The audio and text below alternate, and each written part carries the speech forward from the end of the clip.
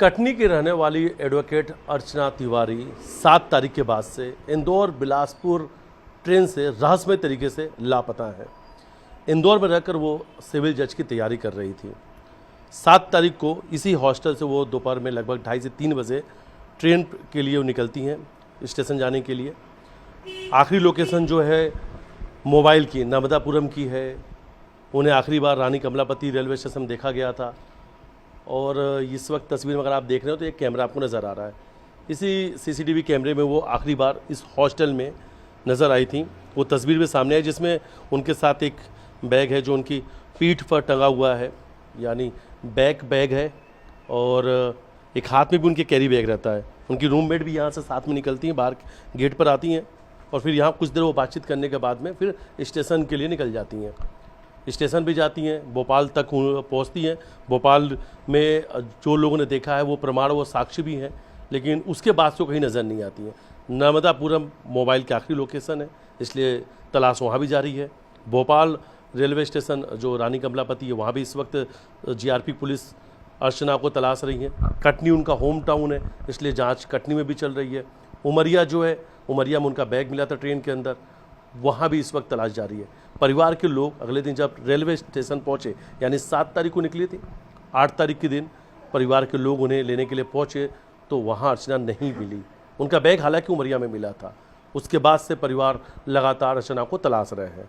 इंदौर में ही रह के वो सिविल जज की तैयारी कर रही थी और लगभग कितने महीने से यहाँ पर वो रह रही थी? आप हॉस्टल में रहते हैं? 7-8 महीने से रह रही थी। आप यहाँ के केयर टेकर हैं? Care taker. यहाँ लगभग कितने समय से रह रही थी? 7-8 महीने से। 7-8 महीने से। कैसा स्वभाव था, कैसा व्यवहार था उनका? व्यवहार तो उनका नॉर्मल ही था, कोई वैसा नहीं, अपने काम से काम, बस काम से काम, अपना काम में जब जाना आना, बस समय पे जाना, समय पे आना, समय पे, हर चीज़ समय पे। हाँ, कोई उनके खास दोस्त यहाँ पे नहीं आते जाते? कोई नहीं आता। अच्छा, केस के सिलसिले में वो अक्सर यहाँ से आती जाती भी थी?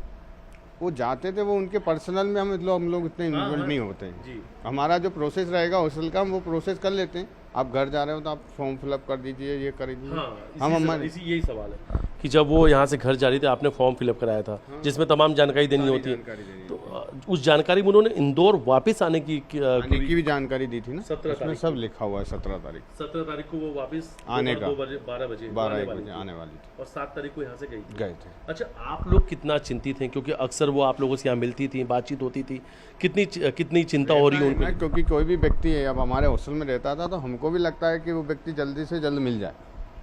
उसके परिजन वगैरह सब लोग परेशान हो रहे हैं, तो थोड़ा सा यही है कि वो जल्द से जल्द मिल जाए। यहाँ हॉस्टल की लड़कियाँ भी परेशान है क्या? क्योंकि वो भी अक्सर उनसे मिलती थी। वो मिलते थे, अब वो क्या है, अब गर्ल्स का किस बोल नहीं सकते किसी का भी। हाँ, उनकी रूममेट जरूर है, कहीं ना कहीं बहुत चिंतित हैं क्योंकि वो उनके साथ ही रहती है। वो भी नए हैं, अभी कोई पुराने नहीं हैं, अभी आए हैं वो।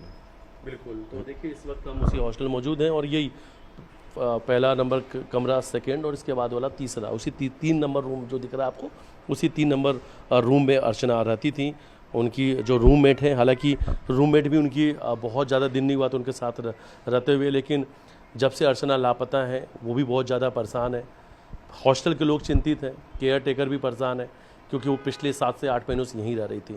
और सबसे बड़ी बात है कि अर्चना का परिवार इस वक्त बहुत ज़्यादा चिंतित है क्योंकि अभी तक कुछ भी ऐसी जानकारी, ऐसा कोई क्लू, ऐसा कोई साक्ष्य सामने नहीं आया कि ये पता चल सके कि आखिर अर्चना कहाँ है, किस हाल में है।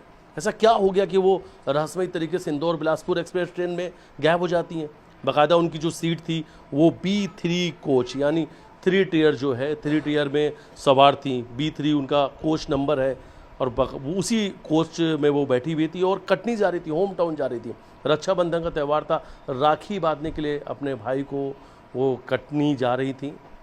वापस भी आने वाले थे 17 तारीख को, लेकिन अचानक से लापता हो जाती है। इस रहस्य को सुलझाने में, उन्हें ढूंढने में बहुत सारी टीमें लगी हुई हैं, जगह जगह उनकी तलाश चल रही है, लेकिन अभी तक कोई भी सुराग नहीं पुलिस के हाथ लग सका है कि आखिर अर्चना कहाँ है। वीडियो जर्नलिस्ट डॉ. 7 मिथिलेश गुप्ता, न्यूज़ 18 इंदौर।